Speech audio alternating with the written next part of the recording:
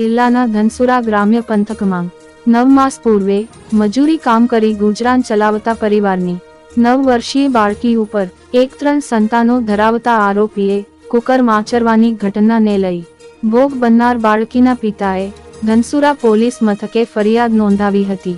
ફરિયાદની વધુ તપાસ કરતા નાયબ પોલીસ અધિક્ષક કેજે ચૌધરીએ ઝીણવટભરી તપાસ કરી ચાર્જશીટ રજૂ કરતા અરવલ્લી જિલ્લા નામદાર સ્પેશિયલ પોક્સો કોર્ટે આરોપીને 20 વર્ષની કેદની સજા અને 12,000નો દંડ। સરકારી વકીલ ડી.એસ. પટેલ, અરવલ્લી। ધનસુરા તાલુકાના રમોસ ગામમાં એક આરોપી રાજુભાઈ બાબુભાઈ વાઘેલા, ઉંમર 30 વર્ષ અને 3 સંતાનોનો પિતા હોવા છતાં તેણે એક જધન્ય કૃત્ય આચરેલું।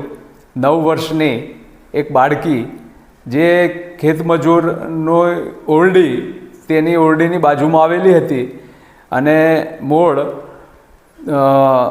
છોટાઉદેપુર જિલ્લાનો તે વતની પણ મજૂરી કામે તે આવેલા અને એના માતા પિતા આ બાળકીના મજૂરી કામે ગયેલા। ઘરે બાળકી એકલી હતી ત્યારે તેની એકલતાનો લાભ લઈ અને આરોપી તેની પાસે તેની રૂમ પર જઈ અને મોબાઈલ બતાવવાની અને કેરી આપવાની લાલચ લઈ અને તેની રૂમ ઉપર લઈ ગયેલો અને તેની રૂમ ઉપર લઈ જઈ તેની સાથે જબરજસ્તી કરેલી અને ત્યાંથી એને છોડી અને સાંજે જ્યારે આ બાળકીના મા બાપ આવ્યા ત્યારે તેમને ખબર પડી તો એની સ્થિતિ બાળકીની ખૂબ ગંભીર હતી। ત્યારે એને તાત્કાલિક ધનસુરા, વાત્રક અને હિંમતનગર દવાખાને વધુ સારવાર માટે લઈ ગયેલા અને તેની ફરિયાદ ભોગ બનનારના પિતાએ ધનસુરા પોલીસ સ્ટેશને આપેલી। ધનસુરા પોલીસ સ્ટેશનના પીઆઈ ડીવાયએસપી કેજે ચૌધરીનાઓએ તપાસ સંભાળેલી અને તેની ઝીણવટપૂર્વક તપાસ કરી પુરાવાઓ એકત્રિત કરી નામદાર કોર્ટમાં ચાર્જશીટ કરેલું।